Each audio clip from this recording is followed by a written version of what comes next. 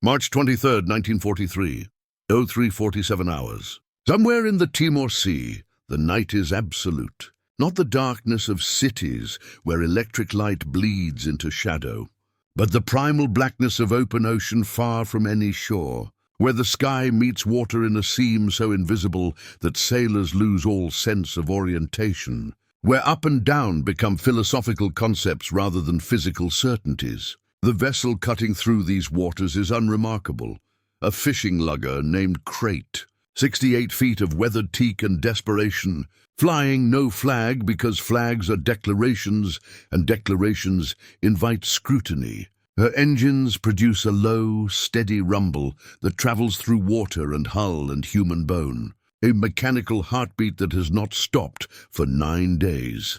Below deck, in a space designed for fish and nets, 23 men prepare equipment with the ritualistic precision of surgeons scrubbing for operation.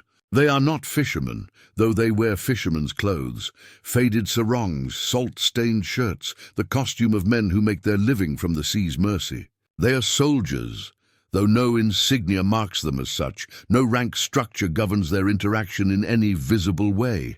They are, in the bureaucratic language that will later catalogue their existence, members of Z Special Unit, a designation so deliberately vague it suggests either supreme secrecy or institutional embarrassment, possibly both. Among them, a British major named Ivan Lyon checks the edge of a Fairbairn Sykes fighting knife, feeling for imperfections in steel that has already killed and will kill again. The knife is not merely weapon, but philosophy made tangible.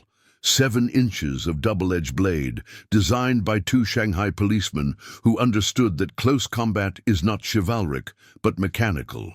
A problem of anatomy and physics, where the correct application of force to vulnerable points produces predictable results. Lyon slides the knife back into its sheath with a whisper of metal on leather, a sound that carries no farther than the cramped cabin, but seems to echo in the consciousness of every man present. They are bound for Singapore, that fortress city, that Gibraltar of the East, that symbol of British imperial confidence now transformed into monument of British imperial humiliation. Singapore fell to Japanese forces on February 15, 1942, 13 months ago, when Lieutenant General Arthur Percival surrendered 85,000 Allied troops to an enemy force half that size. The surrender was not merely military defeat, but psychological apocalypse, the shattering of racial mythologies that had sustained European colonialism for centuries. The white man, it turned out, was not inherently superior. His technology was not invincible. His empire was not destiny, but accident, maintained through force and now contested by force more effectively applied. Lyon had been there. He had watched Singapore burn, watched the water supplies fail, watched confidence crumble under the realization that concrete fortifications pointing seaward were useless against an enemy approaching by bicycle through the Malayan jungle. He escaped days before the surrender, carrying with him not supplies or intelligence, but something more dangerous, memory married to purpose. The refusal to accept that defeat was final. The conviction that something could be done, even when conventional wisdom declared nothing possible. Now he returns, not with armies or fleets, but with 24 men, 6 folding canoes and 36 limpet mines. The mission is designated Operation Jaywick, already conducted, already successful, already legend, whispered in intelligence briefings and planning rooms. But Jaywick was merely the first note in a symphony of clandestine warfare that Z Special Unit will compose across 3 years, 81 operations, thousands of miles of enemy-held territory from the Philippines to Borneo to the scattered islands of the Netherlands East Indies. These operations will not be documented in real time, will not generate newspaper headlines or radio broadcasts, will remain classified for decades after the war ends. They will exist in the shadowed space between official history and operational necessity, conducted by men whose names appear in no rolls. whose casualties are attributed to training accidents or administrative errors, whose victories are credited to conventional forces or simply left unexplained. The Japanese understand occupation. By March 1943, they have perfected the machinery of control, garrison forces, police auxiliaries, informant networks, curfews enforced with casual brutality, regulations so comprehensive they govern everything from rice distribution to the direction of prayer. But occupation, however thorough, cannot eliminate resistance. It can only drive it underground, into the psychological and physical spaces that authority cannot continuously monitor. Z Special Unit will operate in those spaces, will become the knife in the dark, the explosion without warning, the reminder that the conquered are not pacified, that empire is not security, that confidence is not the same as control, the genesis of shadows. Special Unit was born from institutional frustration, from the recognition that conventional military doctrine had no answers for the situation facing Allied forces in the Southwest Pacific. In 1942, Japan controlled territory, from the Chinese heartland to the Coral Sea, from Burma to the Solomon Islands. Attempting to retake this territory through conventional assault would require resources that did not exist, would produce casualties that publics would not accept, would take years that strategy could not afford. Alternative approaches were necessary, not replacements for conventional warfare, but supplements, force multipliers, methods of inflicting damage and gathering intelligence while preserving scarce resources. The unit's formation was authorized in July 1942 by General Douglas MacArthur's headquarters, though MacArthur himself remained skeptical of special operations, considering them either sideshows or wastes of elite manpower better employed with conventional forces. The actual establishment was driven by mid-level staff officers who understood that the Pacific War would not be won through frontal assaults alone, that unconventional problems required unconventional solutions. That asymmetric warfare was not dishonorable but necessary. The unit's initial headquarters was established at Fraser Island, off the coast of Queensland, a location chosen for its isolation, its resemblance to Pacific tropical environments, its distance from prying eyes and loose lips. Here, in a camp that appeared on no official maps and consumed supplies attributed to fictional units, the first recruits began training that bore little resemblance to conventional military instruction. They learned close combat techniques from William Fairbairn and Eric Sykes, the Shanghai policeman whose knife design Lion carried. They studied demolitions under instructors who had served with British Special Forces in Europe and North Africa.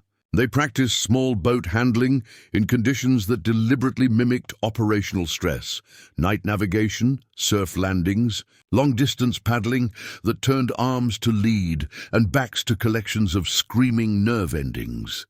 But the training was not merely physical.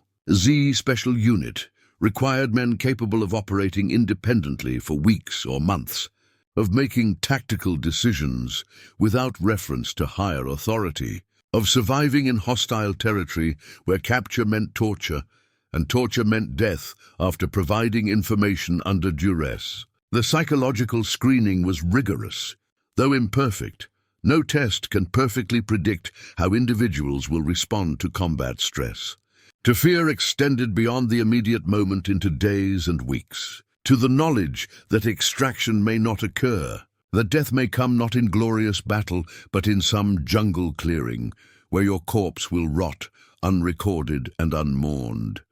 The recruits came from multiple nations, Australian, British, Dutch, even a few New Zealanders, united not by nationality, but by capability and willingness. Many had served in Malaya or the East Indies before Japanese conquest, spoke local languages, understood cultural nuances that textbooks could not teach. Others were simply volunteers who possessed the physical and mental characteristics that selection criteria prioritized: endurance, initiative, adaptability. the capacity to function when mission parameters dissolved into chaos. They were not supermen, not the comic book heroes that post-war mythology would sometimes construct. They were professionals who understood that special operations are not glamorous but grinding, that most missions involve discomfort and boredom, punctuated by brief moments of terror. The courage is measured not in dramatic gestures, but in the willingness to continue when every rational calculation suggests withdrawal. The unit's designation. Z Special Unit was deliberately uninformative, designed to prevent enemy intelligence from understanding its purpose. Japanese counterintelligence was sophisticated, capable of piecing together operational patterns from fragmentary evidence, of deducing unit capabilities from nomenclature and organizational structure. So Z Special became a cipher, a designation that revealed nothing, that could plausibly be administrative overhead or training formation or any of the bureaucratic entities that modern militaries generate. Behind this bland designation, the unit developed capabilities that would terrify the occupiers. Beach reconnaissance, intelligence gathering, sabotage, targeted assassination, support for guerrilla movements, prisoner extraction, coast watcher relief. 81 operations across 3 years, each one a calculated risk. A wager that asymmetric advantage could compensate for numerical inferiority. The recurring sound of silence. If Z Special Unit had a signature, it was not a weapon or insignia, but a sound, or rather the deliberate absence of sound. Silence was tool, tactic, and philosophy. The unit's canoes moved without engine noise, their paddles entering and exiting water with trained precision that minimized splash. Their weapons were often suppressed or edged, designed to kill without announcement. Their operational methodology emphasized avoidance of contact rather than seeking it. Recognition that every engagement, even if won, consumed resources and risked compromise. This emphasis on silence stood in stark contrast to conventional military culture, which valorized audacity, firepower, the ability to close with and destroy the enemy through superior aggression. Z Special Operators learned different values. Patience over impetuosity, evasion over confrontation, mission success measured by intelligence gathered or infrastructure destroyed rather than enemies killed. They became practitioners of what theorists would later term gray zone warfare, operations below the threshold that triggers conventional response. Actions deniable or attributable to other causes. Violence so precise it seems almost surgical. The silence also served psychological purposes. Unexplained explosions, sentries found dead without witnesses, supplies disappearing from supposedly secure installations. These events corroded Japanese confidence, created paranoia that consumed resources more efficiently than combat.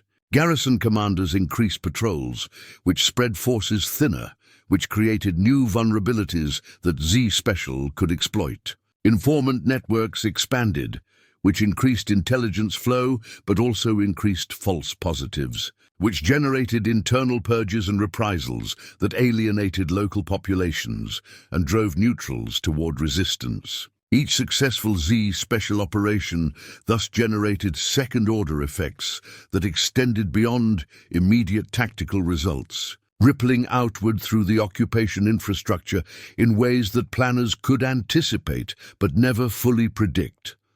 The operatives carried this silence with them even after missions concluded.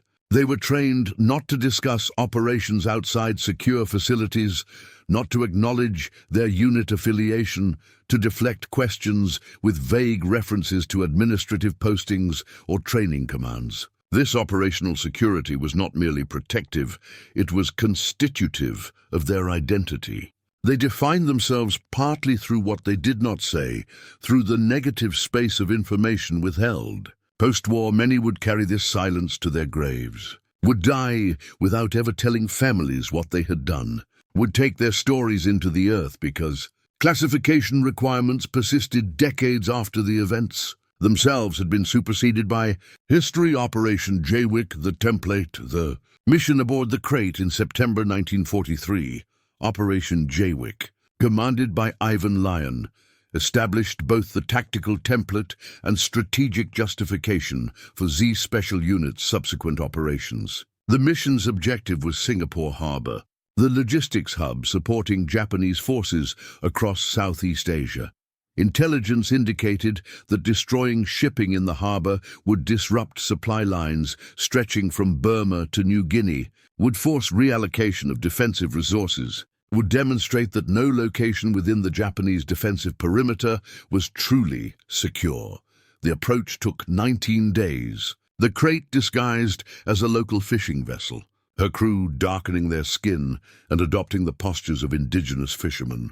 They passed through enemy-patrolled waters, past islands with Japanese garrisons, maintaining their performance with such fidelity that when they were stopped and inspected twice, the Japanese patrols found nothing suspicious. This deception required method acting of the highest caliber, not merely looking like fishermen, but thinking like them, moving like them, the performance so complete it became temporarily true. On September 26th, 6 canoes launched from Pompong Island, 40 miles south of Singapore. 14 men paddled through darkness toward the most heavily defended harbour in Southeast Asia, carrying limpet mines timed to detonate at dawn. The infiltration was meticulous, the placement of charges conducted within yards of Japanese sentries who heard nothing, saw nothing, suspected nothing. By the time the mines detonated, the raiders had withdrawn, had paddled back to Pompong, were concealed beneath jungle canopy, while Singapore's harbour erupted in flames and chaos. Intelligence assessed that 7 ships were sunk or severely damaged, over 37,000 tons of shipping destroyed by 14 men in 6 canoes. The tactical impact was significant but not decisive. The strategic impact was profound. The raid demonstrated that special operations could achieve effects disproportionate to their resource investment, that asymmetric warfare retained validity in an age of industrial-scale violence, that the Pacific War would not be won solely through fleet actions and amphibious assaults, but also through the accumulated effect of surgical strikes that bled logistics, eroded confidence, forced defensive reallocation. Jaywick also established operational protocols that subsequent Z Special missions would inherit: thorough reconnaissance, detailed planning, adaptability when plans dissolved upon contact with reality, emphasis on extraction as critical as assault, acceptance that some men might be left behind because mission success superseded individual survival. These were not pleasant protocols. They violated the warrior culture's promise that no man would be abandoned, that everyone would come home. But Z Special operations occurred in moral and practical spaces where pleasant protocols were luxuries, where survival depended on ruthless prioritization, where sentimentality could mean total failure rather than partial success. The Philippine Reconnaissance. Eyes in darkness. Operation Jaywick was followed by missions that received less attention but were equally consequential. In early 1944, as MacArthur's forces prepared for the liberation of the Philippines, Z Special teams infiltrated Leyte, Mindanao, and Luzon to conduct reconnaissance and establish contact with guerrilla forces. These were not raids, but intelligence-gathering operations, requiring different skill sets: the ability to observe without being observed, to move through enemy-controlled territory without leaving traces, to cultivate sources and assess their reliability, to transmit information via radio while avoiding direction-finding equipment that could locate clandestine transmitters within hours. The operatives lived among Filipino civilians, disguised as refugees or laborers, surviving on local food and local hospitality while mapping Japanese defensive positions, troop strengths, supply routes, airfield locations. The intelligence they gathered was not dramatic. No explosions, no casualties, no events that could be photographed or described in newspaper accounts. But it was foundational. When American forces landed at Leyte Gulf in October 1944, their commanders possessed detailed maps of beach gradients, offshore obstacles, defender positions, information so comprehensive it seemed impossible to acquire short of occupying the territory, which, in a sense, Z special operatives had done, occupying it silently and invisibly for months, while enemy forces remained unaware. The operatives also coordinated with Filipino guerrilla movements, factions that had continued resisting Japanese occupation despite lacking external support, despite suffering reprisals that killed thousands of civilians, despite the rational calculation that resistance was futile and collaboration offered survival. Z Special brought these guerrillas not armies, but validation, proof that the Allies had not forgotten them, that liberation was planned rather than merely hoped for, that their resistance served strategic purpose. The operatives delivered supplies dropped by submarine or parachute, provided training in demolitions and tactics, established communication networks that linked isolated guerrilla bands into coordinated resistance movements. This coordination produced effects that multiplied far beyond the small numbers of Z. Special personnel involved. Guerrillas, properly supplied and coordinated, could ambush Japanese patrols, could sabotage bridges and railways, could gather intelligence that Z Special could not gather alone. They became force multipliers, extending the reach of special operations across entire islands, creating conditions where Japanese forces were never secure, where roads could not be traveled without ambush risk, where every Filipino laborer might be informant or saboteur. The psychological impact on occupation forces was measurable. Stress-related illness increased, discipline deteriorated. Entire units requested transfer away from guerrilla-heavy regions. The operatives paid prices for this work. Several were captured, their fates documented in Japanese military records discovered after the war. They were interrogated. The documents are clinical, noting techniques applied and information extracted with the same dispassion as maintenance logs. They were executed, beheaded in some cases, bayoneted in others, shot if they were fortunate. Their bodies were buried in unmarked graves or dumped at sea, and their families received telegrams stating only "missing in action," a bureaucratic phrase that concealed suffering the language could not capture without breaking something in the reader. Borneo, among the Dayaks. In April 1945, as the war approached its final phase, the Z Special Unit conducted Operation Samut, the insertion of teams into Borneo's interior to organize indigenous resistance and conduct reconnaissance ahead of Australian liberation forces. Borneo was strategically vital, its oil fields providing fuel for Japanese military operations, its geography offering potential, airfield sites from which bombers could support operations throughout Southeast Asia. But Borneo's interior was among the most inhospitable terrain on Earth, dense rainforest where visibility extended only yards, rivers that were highways and barriers simultaneously, indigenous populations whose relationship with European powers was complicated by decades of colonial exploitation. Major Tom Harrison led Semitwand, parachuting into the interior with 8 men, landing in jungle so thick that 2 members of the team were injured during the drop, their parachute snagging in canopy and dropping them the final 40 feet to the forest floor. They were met by Dayak tribesmen, indigenous peoples who practiced animism, headhunting traditions that Christianity and colonialism had suppressed but not eliminated, and a pragmatic approach to warfare that recognized allies and enemies through deeds rather than declarations. Harrison, an anthropologist by training, understood what conventional military officers would not have, that the Dayaks were not primitives requiring enlightenment but sophisticated political actors making calculated decisions based on available information and perceived interests. The Japanese occupation had been brutal, extracting resources and labor, treating the Dayaks with the same contempt they showed most colonized peoples. This created opportunity, not to recruit the Dayaks into Allied service, but to align Allied objectives with Dayak interests, to create partnerships rather than impose commands. the partnership proved devastatingly effective. Dayak warriors, equipped with Z special weapons and training, conducted ambushes that killed hundreds of Japanese soldiers. They gathered intelligence that Z special radioed to Australian forces, providing details of enemy positions, supply caches, defensive preparations. They served as guides for subsequent Z special teams, navigating terrain that European soldiers found impassable, locating water sources and food, warning of Japanese patrols hours before conventional. Scouts would have detected them.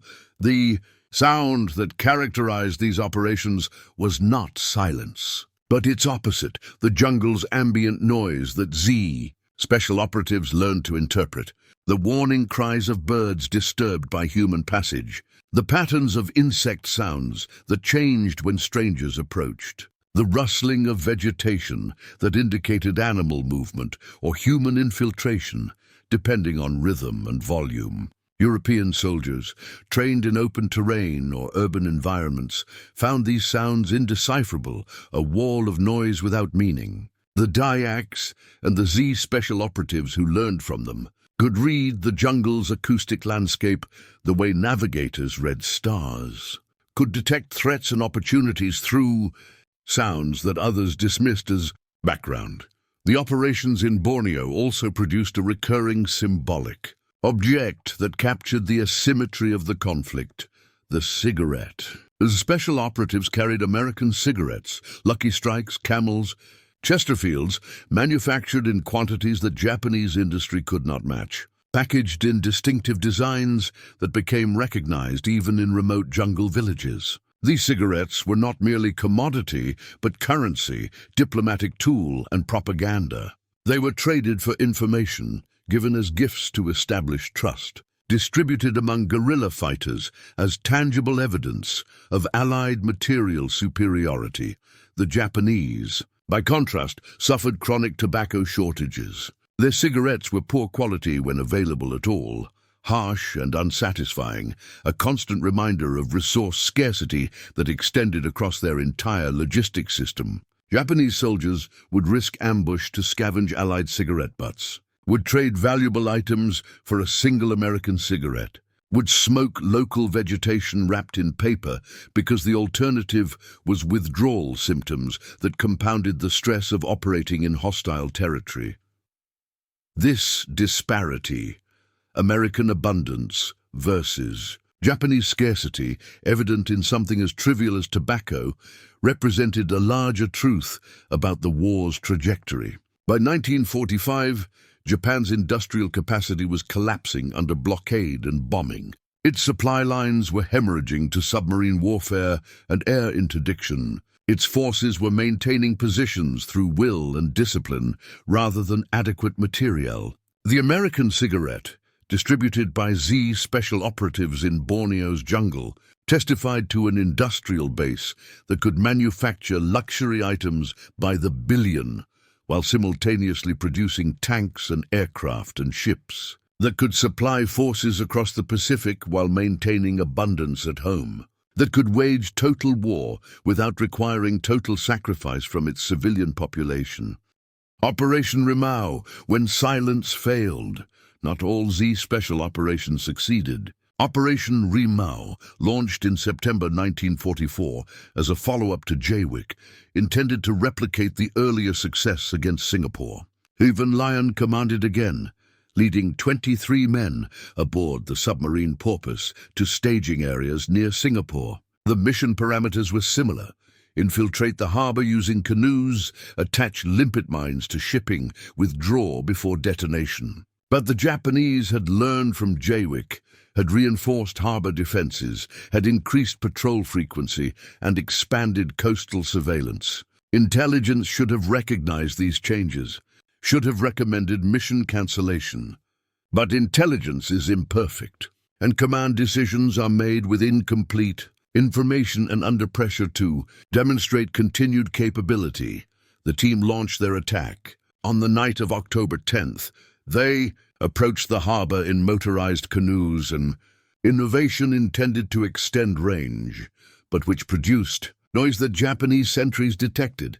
Searchlights ignited, sweeping across water suddenly full of threats, real and imagined. Patrol boats converged. The raiders managed to attach mines to several vessels before withdrawing under fire, some canoes damaged, some team members wounded. The mines detonated, destroying or damaging 3 ships, a tactical success that would become strategic failure. The withdrawal disintegrated. Some raiders reached prearranged pickup points. The submarine never arrived. Whether due to mechanical failure, Japanese interdiction, or communication breakdown remains unclear. The raiders scattered, attempting to escape through the Indonesian archipelago, some by boat, some on foot, all hunted by Japanese forces who now understood that commandos had penetrated their defenses and were loose in territory that contained thousands of potential hiding places. Over the following months, the Japanese conducted a systematic manhunt. They arrested hundreds of civilians suspected of aiding the raiders, tortured them for information, executed dozens in reprisals intended to deter future assistance. They deployed additional troops to search islands, sweep coastlines, monitor villages. Gradually, they captured or killed every member of the Rimau team. Even Lyon died in combat on November 16th, shot while attempting to evade a Japanese patrol on Sore Island. Others were captured alive. 13 men seized in various locations, held in Changi prison in Singapore, interrogated extensively. The interrogations produced detailed intelligence about Z Special Units' methods, equipment, training, and organizational structure.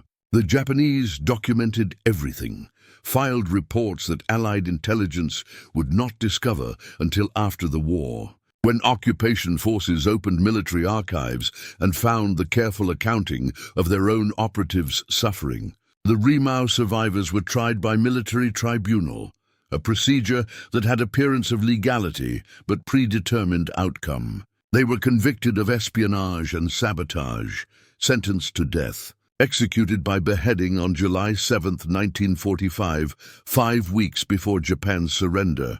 Their bodies buried in unmarked graves that recovery teams would later locate. Through Japanese records, Rimau's failure demonstrated that even elite units conducting sophisticated operations faced risks that training and planning could not eliminate, that enemy adaptation could neutralize tactical advantage, that courage and skill were necessary but not sufficient. The operation also revealed the costs of special operations, not merely the immediate casualties, but the ripple effects through civilian populations, the reprisals that killed innocents, the torture that extracted information which compromised future operations.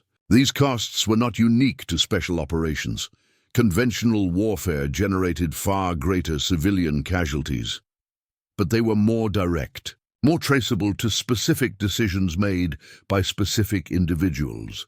The survivors of Z Special Unit, learning of Rimau's failure through classified briefings, understood that they had been fortunate as much as skilled, that operations succeeding did not prove superiority, but merely that the complex variables had aligned favorably, that next mission might align differently. This knowledge did not produce paralysis. Missions continued until Japan's surrender, but it produced a kind of grim professionalism, a recognition that special operations were not adventure, but attrition, that unit losses were statistically inevitable over sufficient operations, that surviving operators were not heroes, but fortunate professionals whose luck had not yet expired. The cigarette's legacy. Across 81 operations, Z Special Unit killed an estimated 1,500 enemy soldiers, destroyed infrastructure worth millions in contemporary dollars, gathered intelligence that shaped conventional force deployments, and coordinated resistance movements that tied down Japanese forces, vastly outnumbering the commandos. The unit's casualty rate was approximately 15%, 41 men killed in action or executed after capture, from a total strength that fluctuated but never exceeded 300. This ratio, 1,500 enemy casualties to 41 friendly, represented asymmetric warfare achieving its theoretical promise. Though reducing human lives to statistical ratios is a violence of its own kind, a bureaucratic sanitization that erases the individual deaths behind the numbers, the unit's most significant contribution was not measurable in ships sunk or soldiers killed, but in psychological impact. Every successful Z special operation forced Japanese commanders to allocate resources to defensive measures, to increase patrols and expand surveillance networks, to divert troops from offensive operations into garrison duties. A single commando raid might tie down a battalion for weeks, might force redeployment of coastal artillery, might create paranoia that consumed more resources than the actual damage inflicted. This force multiplication, where small investments generated disproportionate effects, justified the unit's existence even when individual operations failed or produced ambiguous results. The American cigarettes distributed by Z special operatives became, in the war's final year, a kind of currency recognized across the Southwest Pacific. They appeared in markets that had no legal access to American goods, passed from hand to hand, their origins unexplained but understood. They served as proof that Allied forces remained active, that supply lines extended into enemy-held territory, that the occupation was not total. For civilians living under Japanese control, the cigarette was a small rebellion, a minor assertion of autonomy, a tangible connection to a world beyond the occupation. For Japanese soldiers, the cigarette scavenged or traded for was admission that their supply system was failing, that self-sufficiency was mythology, that the war they were losing in aggregate was also lost in the mundane details of tobacco rations and material scarcity. This symbolic dimension, the cigarette as representative of American abundance, as evidence of industrial capacity so vast it could supply luxuries to jungle commandos, carried meaning that extended beyond wartime into the Cold War and post-war international order.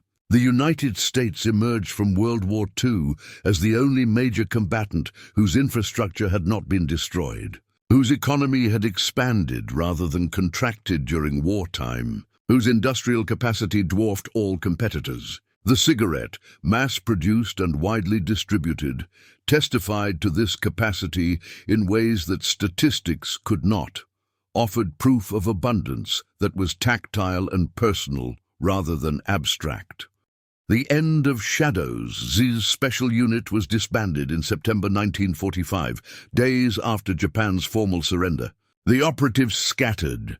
Some returned to civilian life, some joined occupation forces, some transitioned into intelligence services that inherited the unit's methodologies. The official histories were written, sanitized to remove classified details, shaped into narratives that emphasized success while minimizing failure, that constructed heroism from what participants remembered as confusion and fear and the grinding, accumulation of small decisions whose consequences only became apparent later. Many operatives never spoke publicly about their service. They were prohibited by classification requirements that remained in force for decades. But even after declassification, many chose silence. They had learned that civilians could not understand what they described, that experiences could not be transmitted through language, that attempting explanation required reliving trauma that most preferred to bury. So they took their stories to graves, left families puzzled by gaps in biography that official records could not fill, carried their silence as final operational security measure.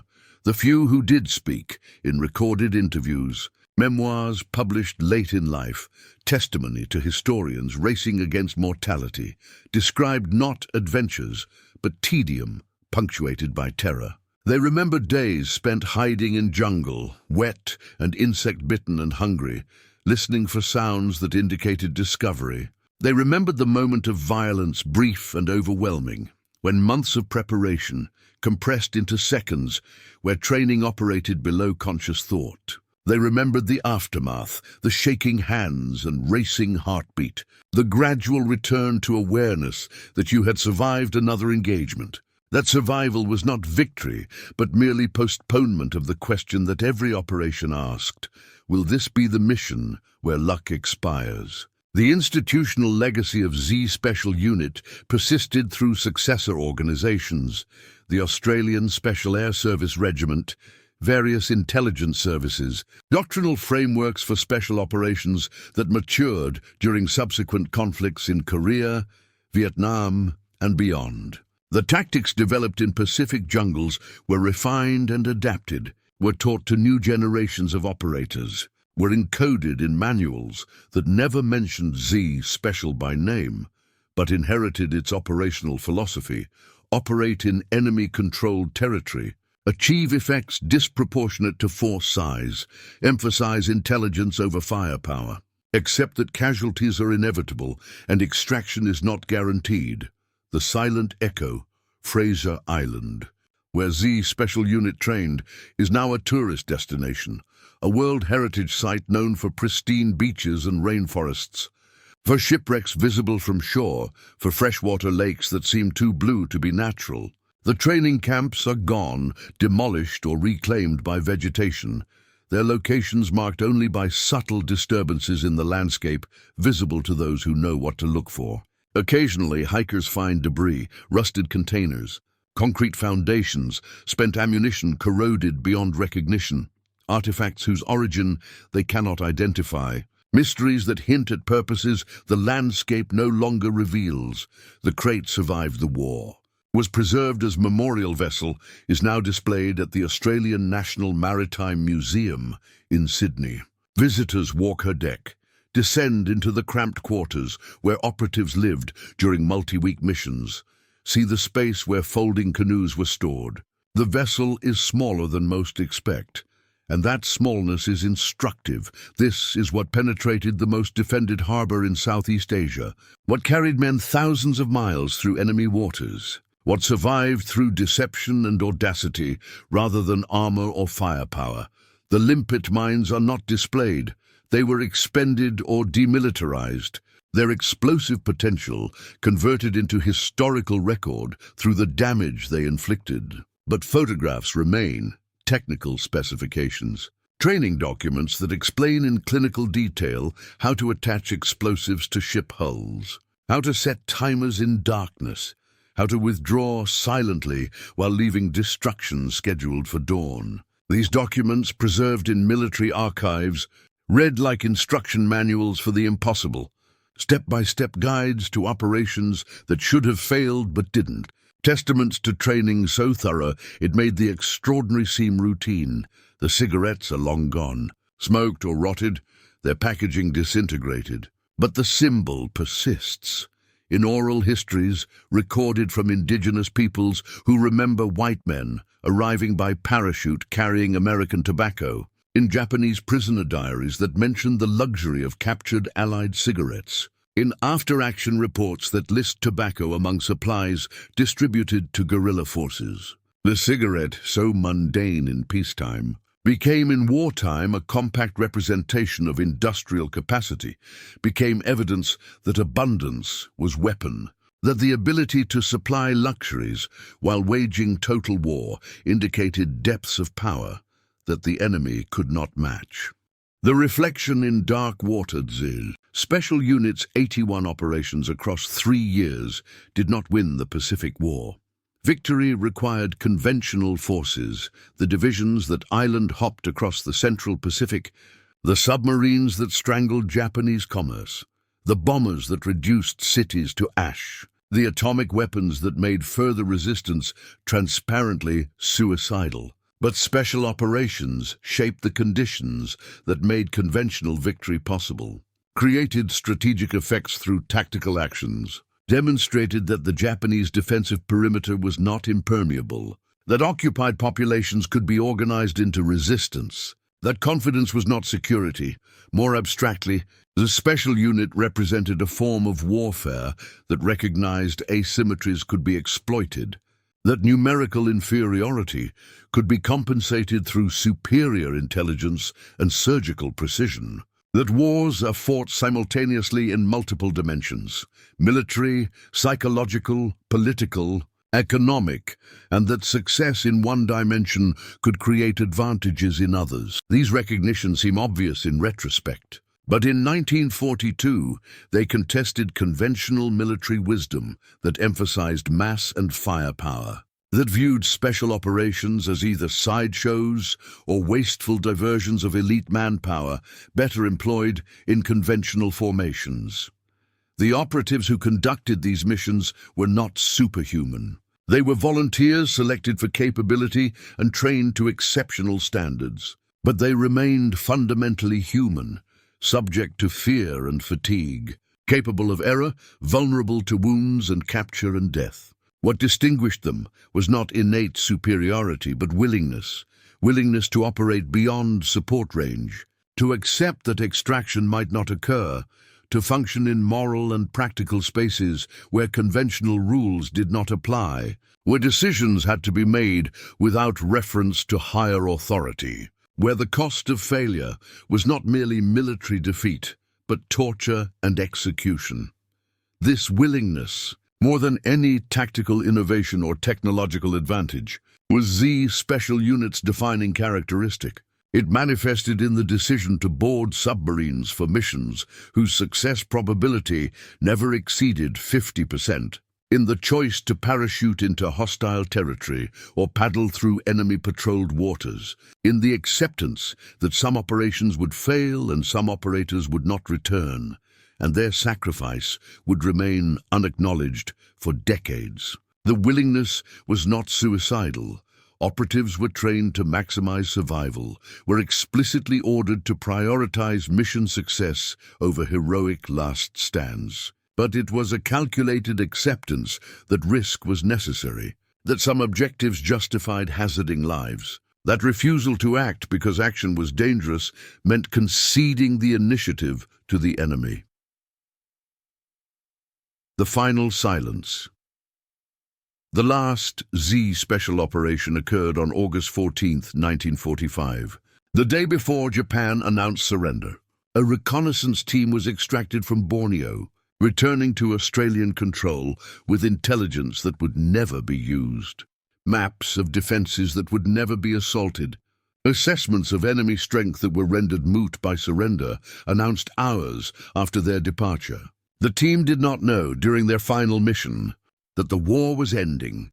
They conducted their reconnaissance with the same thoroughness as all previous missions, gathered intelligence with professional competence, withdrew according to procedure. Only upon reaching Australian lines did they learn that their mission, while tactically successful, was strategically obsolete, that the war they had prepared to fight for years more had ended while they were in the field. This final mission captured something essential about special operations, that they occur in temporal and informational isolation, that operators function with incomplete knowledge, that missions are planned and executed based on assumptions that events may invalidate, that professional competence requires completing objectives regardless of whether strategic circumstances have shifted. The reconnaissance team could not have known the war was ending, could not have adjusted their behavior based on information they did not possess. They could only execute their mission with the information available, with the training they had received, with the understanding that their small action was part of a larger campaign whose totality they could not see. The operatives of Z Special Unit returned to a world that had changed during their absence. The war was won. The occupation was ending. The territories they had operated in were transitioning from battlegrounds to political entities that would struggle through decolonization's chaos. The unit's missions, so critical during wartime, became historical curiosities, classified operations that the public would not learn about for decades, that families of dead operatives would not understand, because explanation required disclosing information that remained sensitive. Many operatives struggled with this transition. They had defined themselves through mission and unit, through purpose and capability, through the shared understanding that comes from operating in extremis with people who could be trusted absolutely. Civilian life offered no equivalent, provided no structure that could replace what military service had given them. They worked jobs that seemed meaningless after missions where failure meant death. They maintained relationships that felt shallow compared to bonds forged in operational stress. They carried silence that was simultaneously burden and identity, that isolated them from those who had not shared their experiences while connecting them to those few who had. The cigarette butts they had distributed, the silence they had weaponized, the dark water they had paddled through toward enemy installations, these became memories that could not be discussed, experiences that could not be shared, knowledge that could not be transmitted. They carried this weight quietly, as they had carried equipment during missions, as they had been trained to carry everything, without complaint, without expectation of recognition, without the consolation of public acknowledgement.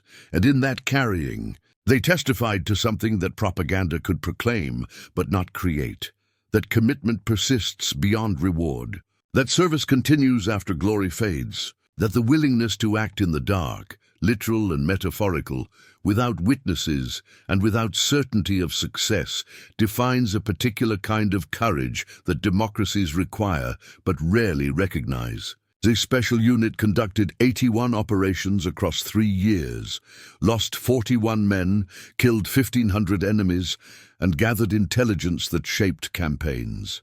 But its deeper legacy was the demonstration that individuals, properly trained and properly deployed, could achieve what seemed impossible, could operate in spaces where conventional forces could not reach, could transform strategic situations through tactical actions so precise they seemed almost surgical.